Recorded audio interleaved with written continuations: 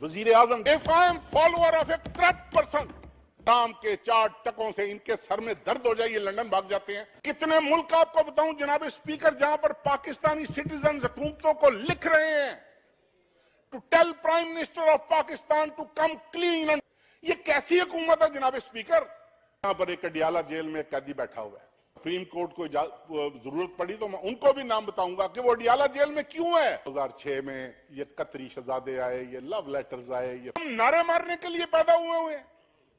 क्या हमारी जिंदगी का मकसद यही था कि हम नारे मारकर स्टेजें पैदा करें? से कहें घुसे मस्जिद में, उठाएं कुरान पाक पर हल्फ, क्या ये पनामा का केस सच्चा है कि झूठा है? आज से 10 साल पहले नवाज शरीफ के हालात क्या हिस्सा है, ये उनके लिए भी सोचने का मुकाम है कि मुल्क का लीडर ऑफ द हाउस वजीर आजम जब इस ऐवान में तशरीफ लाता है, वहां पर जो इन्होंने जुल्म की दास्तान सुनाई कौम को कि हमारे साथ ये हुआ, हमारे खानदान के साथ ये हुआ, फलां टाइम ये हुआ, जुल्फकार अली भुट्टो के वक्त ये हुआ, उसके बाद ये हुआ, ये बिल्कुल अपने कपड़े झाड़ कर मुल्क से बाहर तशरीफ ले जाते हैं।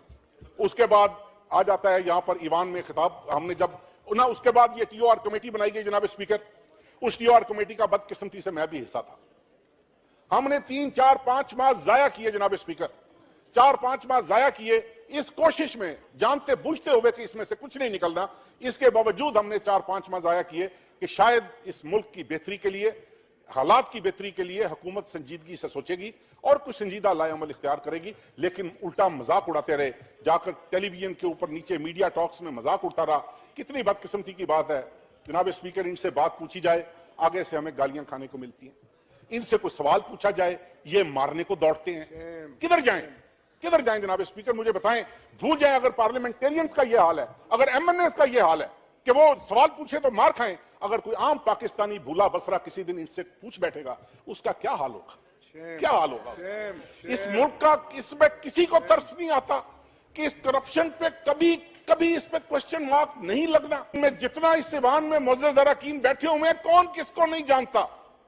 ये जितने लोग भावलपुर के यहां बैठे हुए हैं, क्या मुझे नहीं जानते? क्या मैं उनको नहीं जानता? कि आज से 10 साल पहले इनका लाइफस्टाइल क्या था, आज से 20 साल पहले क्या है, आज से 10 साल पहले नवाज शरीफ के हालात क्या थे, 20 साल पहले क्या थे? आज कोई है, कोई आदमी नून लीग में से, हमारे बहन भाइयों में से किसी में ये जुर्रत नहीं, किसी में ये जुर्रत नहीं।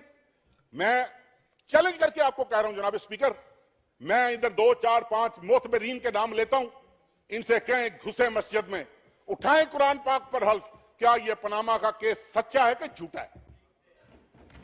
इनको पता लगे, इनको पता लगे कि रातों रात अरबोंपति करोड़पति वो ख्वाजा आसिफ साहब तशरीफ ले आए। हाँ, ये हम जरूर चाहते हैं कि एहतसाब शुरू वजीर आजम से हो, लेकिन अगर आपको इस पे एतराज है, साइमल्टेनियसली आप नवाज शरीफ से एहतसाब शुरू करें, इमरान खान का साथ करें, सिराजुल हक का साथ करें, चौधरी शुजात हुसैन का साथ करें, और जो करप्ट हैं जनाब स्पीकर, हम नारे मारने के लिए पैदा हुए हैं।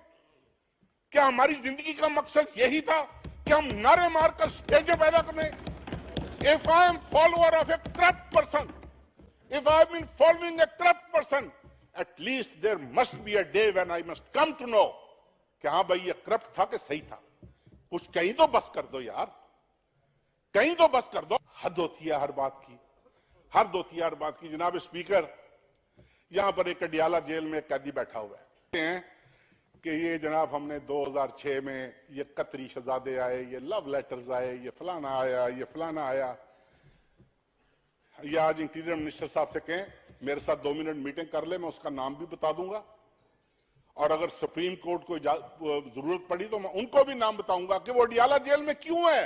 जनाबे वाला, जब मनी लॉन्ड्रिंग अरूज पर थी ना, अरूज पर थी, यहां से पैसे जाते थे, 8-10 अकाउंट खुले हुए थे। I am giving this statement on the floor of the house कि 3 दफा, 2 दफा, 4 दफा, जितनी दफा नवाज शरीफ गया है, नाश्ते का बिल, वहां पर एक 4 सीजन रेस्टोरेंट है, ये भावलपुर के एमएनएस बैठे हुए हैं, इसकी तरदीद करें उठकर। आज भी जाकर पूछें कि नवाज शरीफ के नाश्ते का बिल किसने दिया, नवाज शरीफ के दोपहर के खाने का बिल किसने दिया, और आगे फ्रंट पे कौन होते थे?